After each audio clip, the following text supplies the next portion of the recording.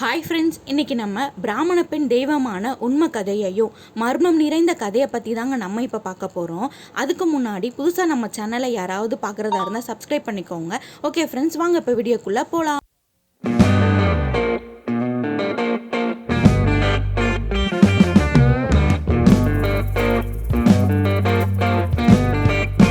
கூட நீரே குளமானதும் தொப்புள் கொடிய கோவிலானதும் தாங்க இந்த கோவிலோட மர்மமே.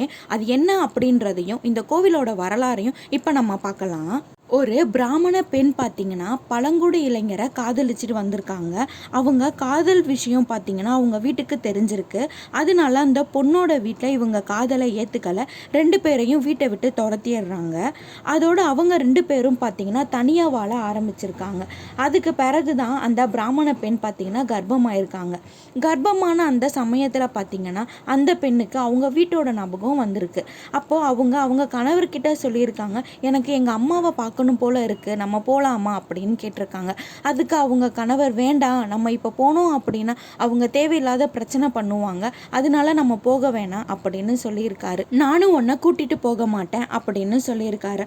நிறை மாத கர்ப்பிணியா இருந்த அந்த பெண்ணுக்கு மறுநாளும் அவங்க அம்மாவோட ஞாபகம் ரொம்ப ரொம்ப வந்திருக்கு. அதனால அவங்க என்ன பண்ணியிருக்காங்க, அவங்க கணவருக்கு தெரியாம அன்னைக்கு நைட்டு அவங்க அம்மாவை பார்க்கணும் அப்படின்னு தனியாக போயிருக்காங்க. இவங்க இருந்தது பார்த்தீங்கன்னா பழங்குடியினர் அப்படின்றனால ஒரு மலையில் அடிவாரத்தில் தான் இவங்க தங்கியிருந்திருக்காங்க. இவங்க நிறைமாத கர்ப்பிணியாக இருந்தனால நைட்டு தனியாகவே வந்திருக்காங்க. தனியாக பாதி வழியில் வந்தோன்னா அவங்களுக்கு கொஞ்சம் பயம் வந்திருக்கு. சரி, நம்ம உட்காந்துட்டு போகலாம் அப்படின்னு சொல்லி ஒரு இடத்துல உட்காந்துருக்காங்க. கொஞ்ச நேரம் கழித்து அவங்க அங்கேருந்து கிளம்பியிருக்காங்க. அவங்களுக்கு பார்த்திங்கன்னா அப்போது லைட்டாக வலி வர மாதிரி இருந்திருக்கு. அதனால அவங்க என்ன பண்ணியிருக்காங்க, ஒரு மரத்தோட அடியில் உட்காந்துருக்காங்க. வலி அவங்களால தாங்க முடியலையா. அப்போ பார்த்திங்கன்னா அந்த இடத்துல யாருமே வரலையா. அவங்களுக்கு வலி ரொம்ப தாங்க முடியாமல் இருந்திருக்கு. அந்த சமயத்தில் பார்த்திங்கன்னா அவங்களுக்கு அப்போ ஒரு பெண் குழந்தையும் பிறந்திருக்கு.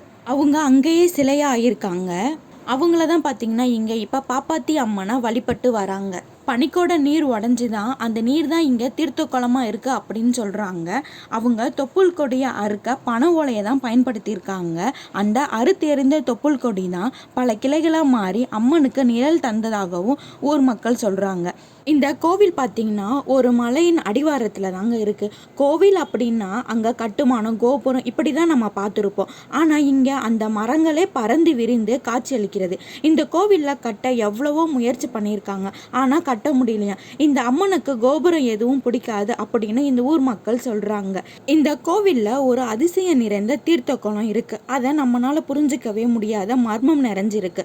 இந்த குளம் 5லிருந்து 6 அடி தான் இருக்குமா. ஆனால் இந்த குளத்தில் பார்த்திங்கன்னா தண்ணி எப்பவுமே வற்றாதான். இந்த ஊரில் பஞ்சம் வந்தப்போ கூட, தண்ணி பஞ்சம் வந்தப்போ கூட இந்த குளத்துல இருந்து நீர் குறையவே இல்லை அப்படின்னு சொல்கிறாங்க. இந்த நீர் எங்கேருந்து வருது அப்படின்னு இந்த ஊர் மக்களுக்குமே தெரியல. இந்த அம்மனுக்கு பார்த்தீங்கன்னா ஆடி மாதம் தான் திருவிழா வருமா. அது ரொம்ப விமர்சையாக நடப்பாங்க. அதுவும் ஆடி 18ஆம் பெருக்கு அன்னைக்கு ரொம்ப விசேஷமாக இந்த அம்மனை வழிபட்டு வராங்க. இந்த கோவில் பார்த்திங்கன்னா ஒரு காட்டுக்குள்ளே தாங்க இருக்குது. அதுவும் ரொம்பவே அழகாகவே பசுமை நிறைஞ்சு இருக்குது இந்த கோவில். இந்த கோவிலில் ஒரு பரிகாரமும் செய்கிறாங்க. அதுவும் அந்த தீர்த்த குளத்துல தான் பரிகாரமும் செய்கிறாங்க. அது என்ன அப்படின்றத இப்போ நான் உங்களுக்கு சொல்கிறேன். இந்த குளத்துல இங்கே கோவிலுக்கு வரும் பக்தர்கள் தீர்த்த குளத்துல ஒரு வாழைப்பழத்தை 3ஆ பிச்சு அதை இந்த தீர்த்த குளத்துல போடுறாங்க. அந்த வாழைப்பழத்துண்டு உடனே மேலே வந்துச்சு அப்படின்னா நம்ம என்ன நினச்சாலும் அது உடனே நடக்கும் அப்படின்னு சொல்கிறாங்க. கொஞ்சம் லேட்டாக வந்துச்சு அப்படின்னா நம்ம நினச்சது கொஞ்சம் தாமதமாக நடக்கும் அப்படின்னும், அந்த வாழைப்பழம் மேலே வரவே இல்லை அப்படின்னா நம்ம நினச்சது எதுவும் நடக்காது அப்படின்னு சொல்லிட்டு இந்த ஊர் மக்கள் நம்புகிறாங்க. அதை இங்கே செய்யவுமே நிறைய பக்தர்கள் வராங்க. நிறைய பேருக்கு அதே மாதிரி நடந்திருக்கு அப்படின்னும் சொல்கிறாங்க. திருமணம் ஆகலை அப்படின்ட்டு கூட இந்த கோவிலுக்கு இந்த பரிகாரம் செய்கிறாங்க. அப்படி இந்த கோவிலுக்கு திருமணம் உடனே நடந்துச்சு அப்படின்னா திருமணம் முடிஞ்ச உடனேயே பொண்ணும் மாப்பிள்ளையும் ஒரு வண்டியில் இந்த அம்மனை 3 வாட்டி சுற்றி வராங்க. அது இந்த கோவிலில் ஒரு பரிகாரமாகவே செய்கிறாங்க. அதையும் நிறைய பேர் செஞ்சுருக்கிறதாகவும் சொல்கிறாங்க. இந்த ஊர் மக்கள் பார்த்திங்கன்னா அவங்க வீட்டில் வளர்க்குற ஆடு மாடு எல்லாம் முதல் கண்ணு போட்டுச்சு அப்படின்னா அதோட பாலை கொண்டு இந்த பனிக்கோட நீரான தீர்த்த குளத்தில் ஊற்றுறதையே எல்லாரும் ஒரு வழக்கமாகவே வச்சுருக்காங்க. நம்ம உடம்புல ஏதாவது கட்டி வந்துச்சு அப்படின்னா அந்த பனிக்கொட நீர் தீர்த்த குளத்துல போய் வெள்ளைக்கட்டியை போடுறாங்க. ஏன் அப்படின்னா அந்த வெள்ளைக்கட்டி எப்படி கரையுதோ அதே மாதிரி நம்ம உடம்புல உள்ள கட்டியும் கரைஞ்சிரும் அப்படின்னு இந்த ஊர் மக்கள் நம்புகிறாங்க. அதையுமே பல பேர் வந்து செய்கிறாங்க. அது மட்டும் இல்லைங்க, குழந்தை இல்லாதவங்களுக்கு, திருமண தடை உள்ளவங்களுக்கு, உடல்நிலை சரியில்லாமல் போகிறது, கால்நடைகளுக்கு உடல்நிலை சரியில்லாமல் போனால் கூட இந்த அம்மனுக்கு வந்து வேண்டுதல் வைக்கிறாங்க. வேண்டுதல் வச்சு அந்த அம்மன் அதை நிவர்த்தி பண்ணி கொடுக்குறாங்க அப்படின்னா உடனே நேற்றுக்கடனும் செலுத்துகிறாங்க.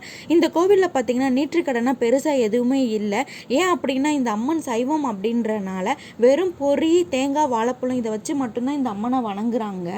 நம்ம நிறைய கோவிலில் பார்த்திங்கன்னா அம்மனுக்கு கடா வெட்டுறது, கோழி விடுறது இந்த மாதிரி தான் பார்த்துருப்போம். ஆனால் இந்த கோவிலில் அந்த மாதிரி எதுவுமே கிடையாது. ஏன்னா இந்த அம்மன் சைவம் அப்படின்றனால. இந்த கோவிலில் பிரசாதம் அப்படின்னு பார்த்தீங்கன்னா அம்மனுக்கு பொங்கல் வைக்கிறது, பொரி, கடலை கொடுக்கறது, இதை தான் வழக்கமாக வச்சுருக்காங்க. இந்த கோவிலில் உள்ள மரத்தில் தொட்டில் கட்டுனாங்க அப்படின்னா அவங்களுக்கு அடுத்த 6 மாதத்துலேயே குழந்தை பேர் கிடைக்கும் அப்படின்னு சொல்கிறாங்க. அது மாதிரி திருமணம் நடக்காதவங்களுக்கு இந்த கோவில்களை வந்து மஞ்சள் கயிறு கட்டினாங்க அப்படின்னா உடனே திருமணம் நடக்கும் அப்படின்னு சொல்கிறாங்க. தங்களோட எல்லா பிரச்சனைகளையுமே இந்த பாப்பாத்தி அம்மா நிறைவேற்றி கொடுக்குறாங்க அப்படின்னு சொல்கிறாங்க. நிறைய பேர் வந்து இங்கே கூட்டமாக வராங்க. அதுவும் பார்த்திங்கன்னா குடும்பமாக தான் எல்லாரும் இங்கே வந்து சமையல் செஞ்சு சாப்பிட்டுட்டு கூட போகிறாங்க.